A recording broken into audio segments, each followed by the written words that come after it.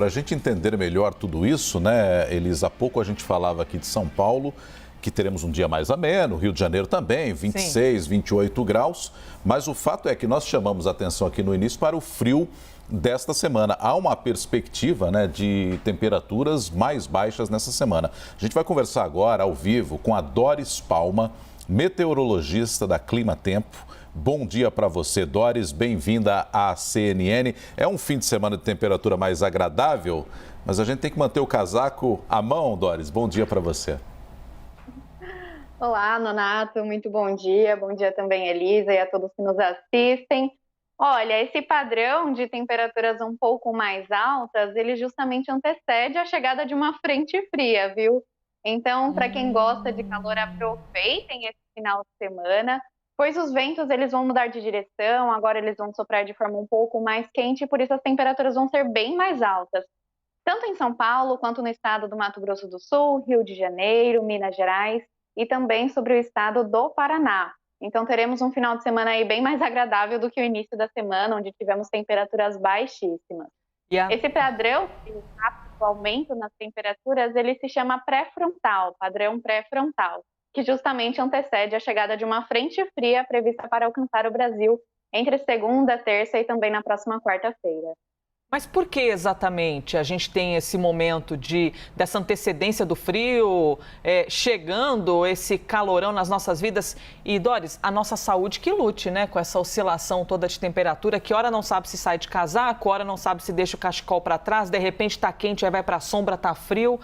A nossa saúde está daquele jeito. Nos explique, por favor, por que exatamente um calorão antes do frio? Olha, Elisa, porque normalmente, quando a gente tem a passagem de uma frente fria, os ventos eles sopram de sul.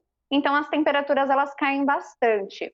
Mas antes da chegada do sistema, os ventos eles sopram de norte e noroeste. Então, eles transportam ar mais quente desde o Brasil Central, ali desde a região de Mato Grosso, Tocantins, até a região sul e sudeste do Brasil. É um ar bem mais quente, sopra do quadrante norte e noroeste, por isso as temperaturas sobem tão rápido. Então temos esse ar quente entrando e depois a frente fria avançando.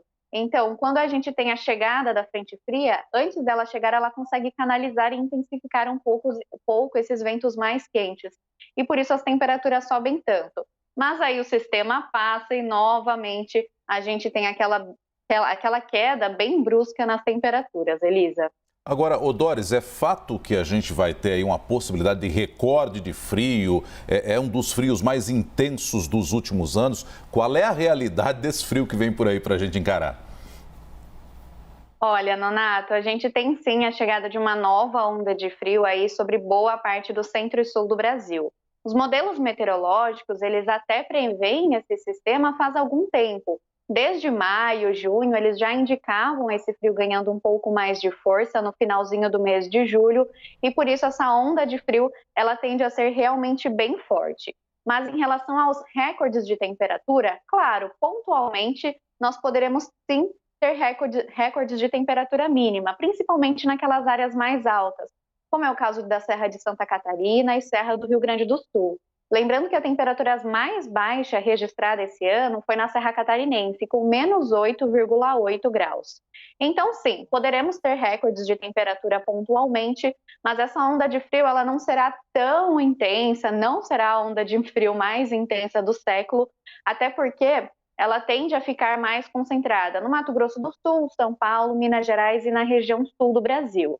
Para a gente dar um exemplo, a temperatura mínima prevista para a capital paulista, lá na quarta e também na quinta-feira, beira os 4 graus durante a madrugada e manhã. É uma temperatura bem baixa, mas o recorde histórico aqui para a cidade de São Paulo é de menos 2 graus, então 2 graus abaixo de zero, o que por enquanto não temos previsão. Mas o que a gente sabe é que vai esfriar bastante, principalmente a partir do dia 29, podemos sim ter recordes de temperatura, geada ampla em diversas áreas do Brasil e até mesmo previsão de neve. Minha nossa, eu tô aqui ouvindo você falar tudo isso e já pensando quem mora nessas regiões. Bom, tudo bem que já está habituado, Mas mesmo em São vendo... Paulo, ali na região de Engenheiro-Macilac, né, que é extremo sul, normalmente você tem uma temperatura mais baixa do que a média da cidade de São Paulo, né? Sim, é verdade, um pouco mais frio mais ainda, frio ali, né? né? Bom, disseste aí 29, que é, deixa eu ver, terça, quarta, quinta. Para quinta-feira, então a gente deve passar o próximo fim de semana mais gelado. Até quinta-feira, por enquanto, temperaturas mais amenas em todo o país? Isso, ó, pelo menos até segunda e terça-feira temos temperaturas um pouco mais altas ainda predominando sobre boa parte do país, mas a partir de quinta-feira, sim, essas temperaturas elas já sofrem uma queda bem brusca, principalmente em estados como Rio Grande do Sul, Santa Catarina, Paraná, também no Mato Grosso do Sul, São Paulo, Minas Gerais. Também sobre o estado do Rio de Janeiro, teremos essa queda mais brusca de temperaturas. Então, para quem gosta do calor, aproveitem esses próximos dias, porque o calorzinho já está com dias contados, viu? E a previsão de neve, que eu comentei, ela vai ficar restrita ao sul do Paraná, onde já tivemos baixíssimas temperaturas essa semana, Serra de Santa Catarina, Planalto Catarinense e também na Serra e região norte do Rio Grande do Sul, inclusive em algumas áreas mais baixas, como é o caso de Caxias do Sul e Gramado, na Serra do Rio Grande do Sul, também podem registrar neve, principalmente na próxima quinta-feira. Agora, Doris, há pouco a gente falava com a nossa repórter Manuela Niclevics e lembrávamos da falta de chuva em São Paulo, tempo mais seco no estado de São Paulo. Por outro lado, conversamos com Silvana Freire lá em Salvador. A expectativa é de dia chuvoso para Salvador, praticamente o sábado inteiro. Como é que fica a situação das chuvas aí nos próximos dias? A gente deve ter chuva concentrada só na região nordeste, isso não chega para sul e sudeste e centro-oeste? Olha, temos sim uma luz no fim do túnel aí em relação à previsão de chuva. Boa. Porque antes desse frio chegar, a gente tem a passagem da frente fria. Essa frente fria, ela vai sim causar chuva, tanto nos 3 estados da região sul, tanto na faixa centro-leste do estado de São Paulo, quanto em Minas Gerais e também no estado do Rio de Janeiro e Mato Grosso do Sul. Então, entre segunda e terça-feira, essa frente fria, ela passa pela região sul do Brasil, causa bastante chuva, principalmente em Santa Catarina. Na quarta-feira, ela chega aqui ao estado de São Paulo, inclusive podemos ter até mesmo uma chuva um pouco mais volumosa na capital paulista, um padrão que a gente já não via há algum tempo. E nas demais áreas do estado também tem previsão de chuva um pouco mais fraca, mas a chuva é muito bem-vinda, principalmente para melhorar essa quantidade de ar que tem ficado bastante baixa.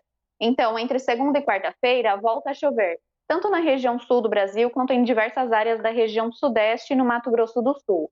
E aí a frente fria passa, causa essa chuva e na retaguarda dela vem essa massa de ar frio para derrubar as temperaturas novamente. Precisamos dessa água. A conta de luz anda muito azeda ultimamente, então precisamos de água para os reservatórios. Ô Doris, quando a gente observa o norte e o nordeste do país, basicamente permanece aquele cenário de tempo fechado, oscilando com sol, evidentemente, mas muita chuva, né? Essa frente fria, essa queda de temperatura não consegue chegar até o norte e nordeste ou chega?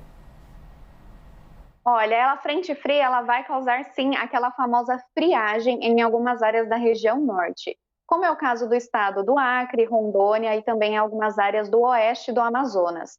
Então, principalmente entre terça e quarta-feira, a frente fria ela vai avançar de forma um pouco mais continental e por isso temos uma queda bem significativa de temperatura nestas áreas. E é até comum, porque essa umidade da região norte associada com essas baixas temperaturas, elas favorecem aqueles nevoeiros bem densos.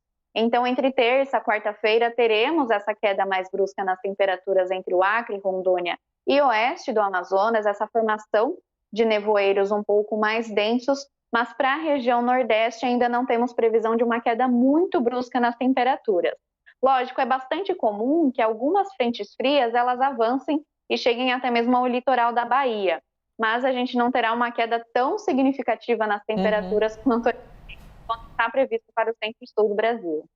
Ô Doris, de um modo geral, está dentro da previsão do inverno, né? Porque a gente está falando muito aqui do frio e tal, mas tem que lembrar que a gente está na estação mais fria do ano. De um modo geral, é um inverno dentro daquilo que vocês planejavam e esperavam como meteorologistas, Doris? Sim, é até assim. O que foi incomum nesses últimos anos foi justamente a falta do frio. Então, no inverno de 2020, 2019, não fez um frio tão intenso. E como esse ano o frio está chamando um pouco mais de atenção, às vezes as pessoas se assustam um pouco porque já estavam desacostumadas com tanto frio aí atingindo todo o centro e sul do Brasil. Mas é um padrão normal para a época do ano. Julho tende a ser o mês mais frio aqui em diversas áreas do país. Essas ondas de frio elas já estavam previstas há algum tempo, está ocorrendo tudo dentro da normalidade e por enquanto as temperaturas ficam dentro da média aí por boa parte da região no sul nesse comecinho e meio de inverno. Então é um padrão normal. O que foi estranho foi que nos últimos anos não fez tanto frio. Sim, mas para quem gosta de frio, como é o meu caso, está sendo excelente. Pois é, o estranho, na verdade, aqui é o calor, né, que tem feito, não exatamente o frio que está se aproximando. Doris, antes de me despedir de você, só quero acrescentar aqui uma pergunta. Essa impressão de que a gente tem de que antigamente fazia mais frio do que agora e tal, é uma impressão equivocada ou é verdade? Porque, por exemplo, eu tenho a impressão de que quando eu era criança, durante todos os meses de inverno, fazia frio durante todos os meses de inverno e que agora a gente tem oscilações de calor.